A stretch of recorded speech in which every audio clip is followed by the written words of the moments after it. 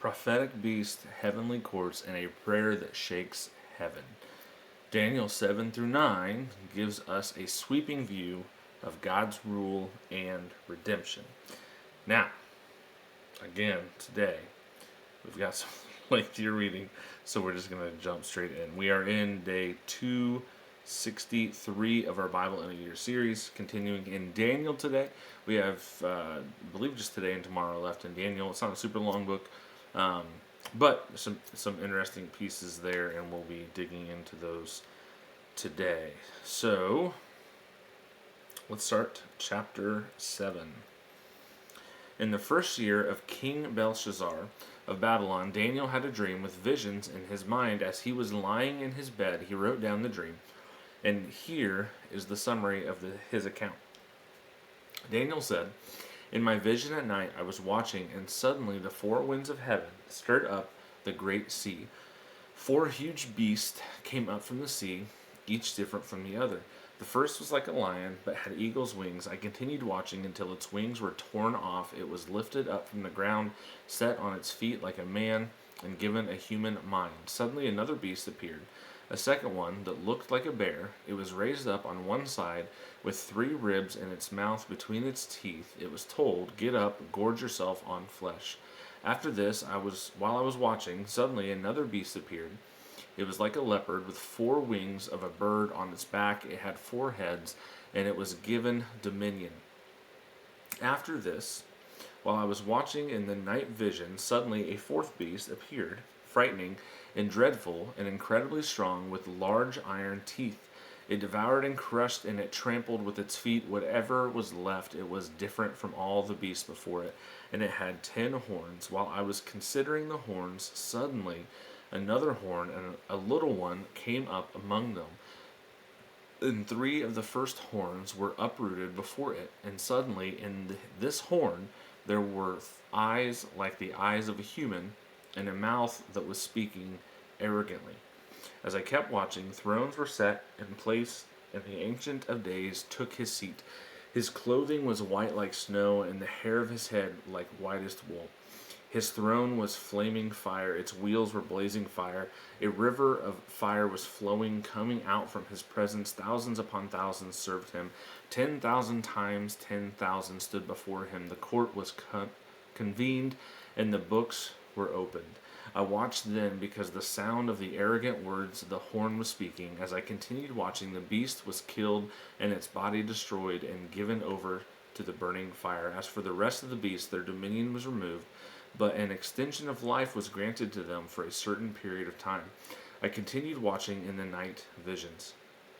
And suddenly, one like a son of man was coming with the clouds of heaven. He approached the Ancient of Days and was escorted before him. He was given dominion and glory and a kingdom, so that those of every people, nation, and language should serve him. His dominion was an everlasting dominion that will not pass away, and his kingdom is one that will not be destroyed. As for me, Daniel, my spirit was deeply distressed within me, and the visions in my mind terrified me. I approached one of those who were standing by and asked him to clarify all this. So he let me know the interpretation of these things. These huge beasts, four in number, are four kings who will rise from the earth, but the holy ones of the Most High will receive the kingdom and possess it forever. Yes, forever and ever. Then I wanted to be clear about the fourth beast, the one different from all the others, extremely terrifying, with iron teeth and bronze claws, devouring, crushing, and trampling with its feet whatever was left. I also wanted to know about the 10 horns on its head, and about the other horn that came up, before which 3 fell. The horn that had eyes and a mouth that spoke arrogantly, and that looked bigger than the others. As I was watching, this horn waged war against the holy ones and was prevailing over them, until the Ancient of Days arrived, and a judgment was given in favor of the holy ones of the Most High. For the time had come, and the holy ones took possession of the kingdom. This is what he said: the 4 beasts will be a fourth kingdom on the earth, different from all the other kingdoms. It will devour the whole earth, trample it down, and crush it. The 10 horns are 10 kings who will rise from the kingdom. Another king, different from the previous ones, will rise after them and subdue 3 kings. He will speak against the Most High and oppress the holy ones of the Most High. He will intend to change religious festivals and laws, and the holy ones will be handed over to him for a time, times and half a time. But the court will convene, and his dominion will be taken away, to be completely destroyed forever. The kingdom, dominion, and greatness of the kingdoms under all of heaven will be given to the people, the holy ones of the Most High. His kingdom will be everlasting kingdom, and all rulers will serve and obey him. This is the end of the account. As for me, Daniel, my thoughts terrified me greatly, and my face turned pale, but I kept the matter to myself. Chapter 8. In the 3rd year of King Belshazzar's reign, a vision appeared to me, Daniel, after one that had appeared to me earlier. I saw the vision, and as I watched, I was in the fortress city of Susa, in the province of Elam. I saw in the vision that I was beside the Ulai canal. I looked up, and there was a ram standing beside the canal. He had 2 horns. The 2 horns were long, but one was longer than the other, and the longer one came up last. I saw the ram charging to the west, the north, and the south. No animal could stand against him, and there was no rescue from his power. He did whatever he wanted and became great. As I was observing, a male goat appeared, coming from the west across the surface of the entire earth without touching the ground. The goat had a conspicuous horn between his eyes. He came toward the 2-horned ram, and I had seen standing beside the canal, and rushed at him with savage fury. I saw him approaching the ram, and infuriated with him, he struck the ram, breaking his 2 horns, and the ram was not strong enough to stand against him. The goat threw him to the ground and trampled him, and there was no one to rescue the ram from his power. Then the male goat acted even more arrogantly, but when he became powerful, the large horn was broken. 4 conspicuous horns came up in its place, pointing toward the 4 winds of heaven. From one of them, a little horn emerged and grew extensively toward the south and the east and toward the beautiful land. It grew as high as the heavenly arm, made some of the army and some of the stars fall to the earth, and trampled them. It acted arrogantly even against the prince of the heavenly army. It revoked his regular sacrifice and overthrew the place of his sanctuary. In rebellion, the army was given up together with the regular sacrifice. The horn threw truth to the ground and was successful in what it did. Then I heard a holy one speaking, and another holy one said to the speaker, "How long will the events of this vision last? The regular sacrifice, the rebellion that makes desolate, and the giving over of the sanctuary and of the army to be trampled." He said to me, "For 2,300 evenings and mornings, then the sanctuary will be restored." While I, Daniel, was watching the vision and trying to understand it, there stood before me someone who appeared to be a man. I heard a human voice calling from the middle of the Ulai. Gabriel explained the vision to this man. So he approached where I was standing. When he came near me, I was terrified and fell face down. "Son of man," he said to me, "understand that the vision refers to the time of the end." While he was speaking to me, I fell into a deep sleep with my face to the ground. Then he touched me, made me stand up, and said, "I am here to tell you what will happen at the conclusion of the time of wrath, because it refers to the appointed time of the end. The 2-horned ram that you saw represents the kings of Media and Persia. The shaggy goat represents the king of Greece, and the large horn between his eyes represents the first king. The 4 horns that took the place of the broken horn represent 4 kingdoms that will rise from that nation, but without its power. Near the end of their kingdoms, with the rebels have reached the full measure of their sin, a ruthless king, skilled in intrigue, will come to the throne. His power will be great, but it will not be his own. He will cause outrageous destruction and succeed in whatever he does. He will destroy the powerful along with the holy people. He will cause deceit to prosper through his cunning and by his influence, and in his own mind he will exalt himself. He will destroy many in a time of peace. He will even stand against the prince of princes, yet he will be broken, not by human hands. The vision of the evenings and the mornings that has been told is true. Now you are to seal up the vision, because it refers to many days in the future. I, Daniel, was overcome by lay sick for days. Then I got up and went about the king's business. I was greatly disturbed by the vision and could not understand it. Now, before we go on to the last chapter for today, interesting little tidbit.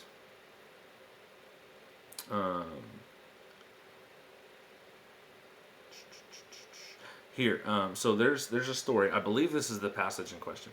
There's a story of Alexander the Great going through conquering these areas, and he would go in and he would fight to take over. Right.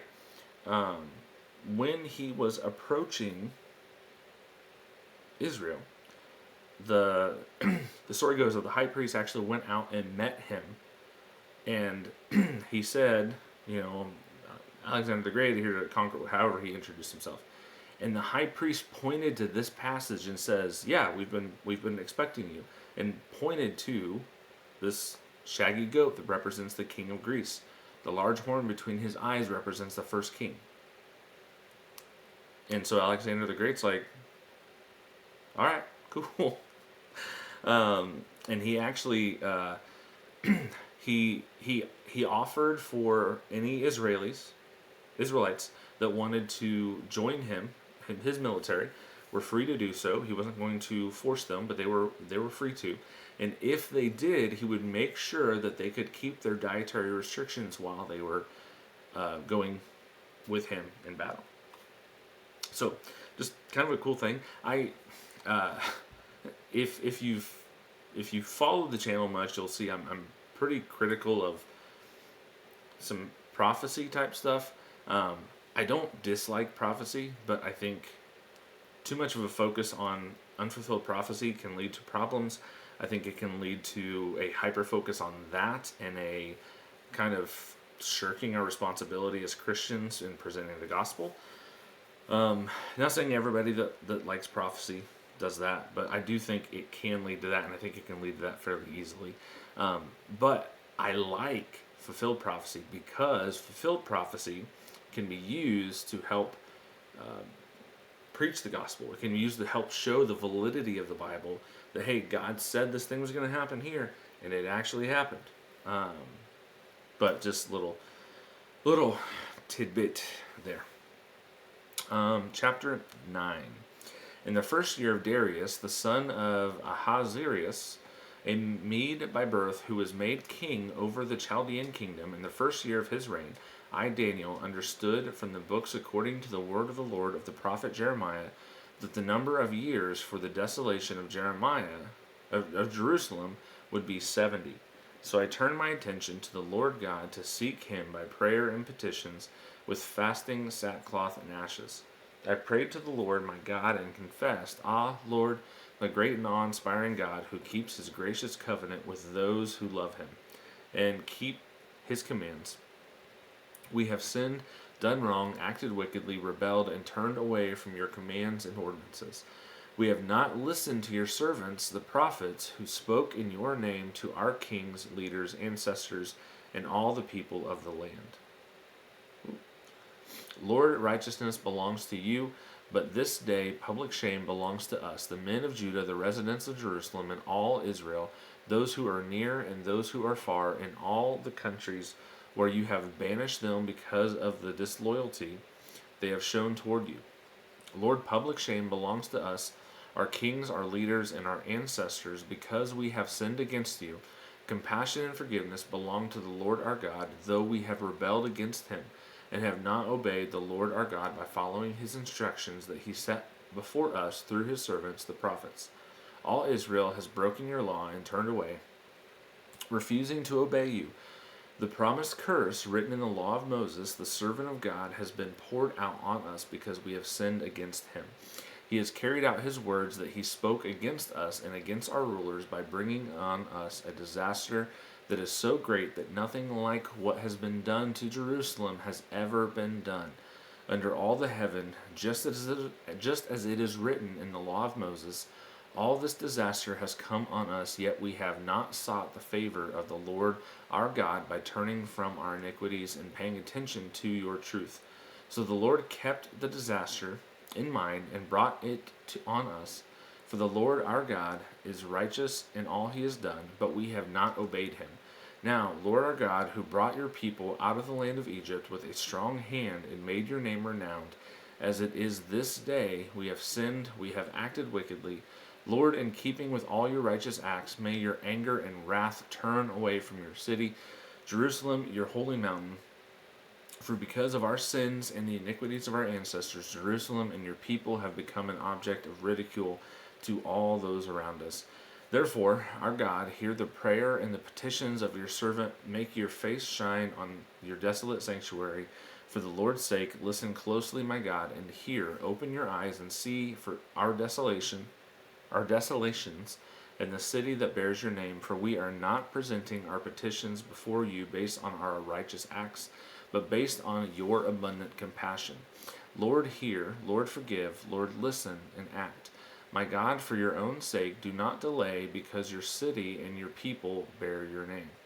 While I was speaking before, confessing my sin and the sin of my people Israel, and presenting my petition before the Lord my God concerning the holy mountain of my God, while I was praying, Gabriel, the man I had seen in the first vision, reached me in my extreme weariness about the time of the evening offering.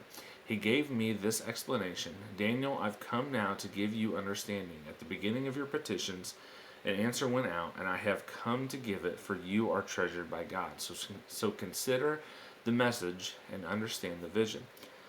70 weeks are decreed about your people in your holy city, to bring the rebellion to an end, and to put a stop to sin, and to atone for iniquity, to bring in everlasting righteousness, to seal up vision and prophecy, and to anoint the most holy place. Know and understand this from the issuing of the decree, to restore and rebuild Jerusalem, until an anointed one, the ruler, will be 7 weeks and 62 weeks. It will be rebuilt with a plaza and a moat, but in difficult times, after those 62 weeks, the anointed one will be cut off and will have nothing. The people of the coming ruler will destroy the city and the sanctuary, and the end will come with a flood. And until the end there will be war, desolations are decreed. He will make a firm covenant with many for 1 week, but in the middle of the week he will put a stop to sacrifice and offering, and the abomination of desolation will be on a wing of the temple until the decreed destruction is poured out on the desolator. All right. That is our reading for today. Now, most of, pretty much all we read today is pretty heavy prophetic type stuff. There's a lot we could dissect. There's a lot we could get into, explore, look at, all that.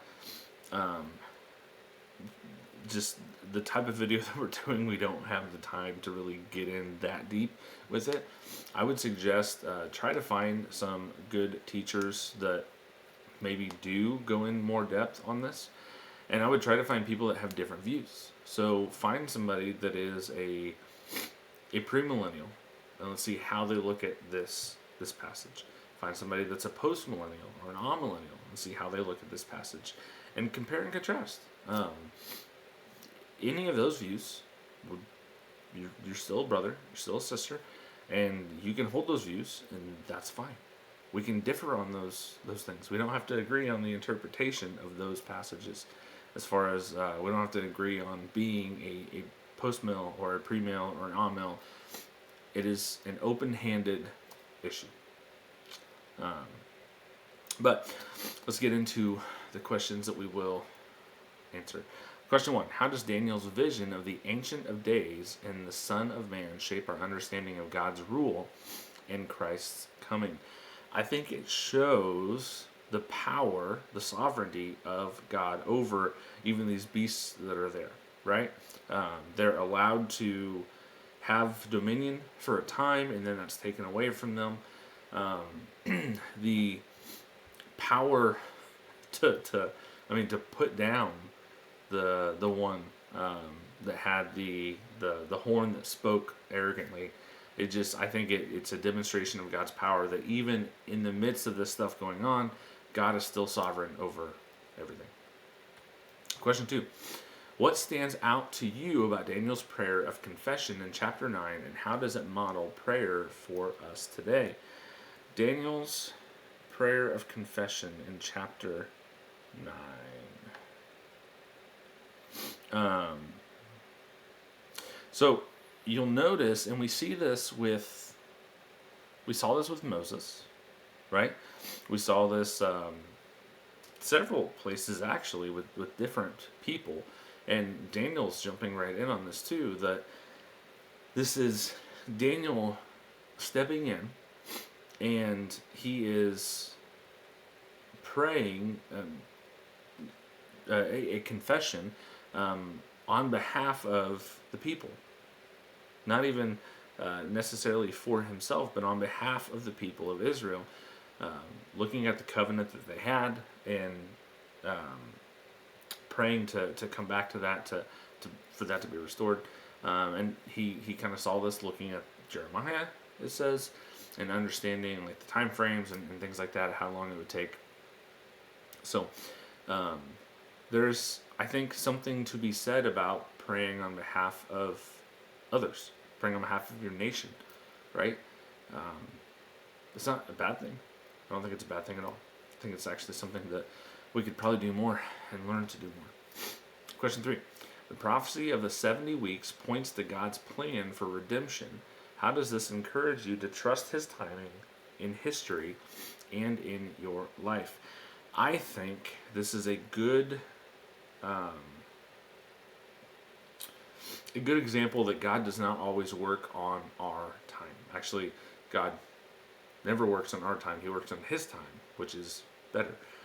We don't want God to work on our time because we are flawed, and just because we want something in a certain time doesn't mean that that's actually when it's going to be best for it.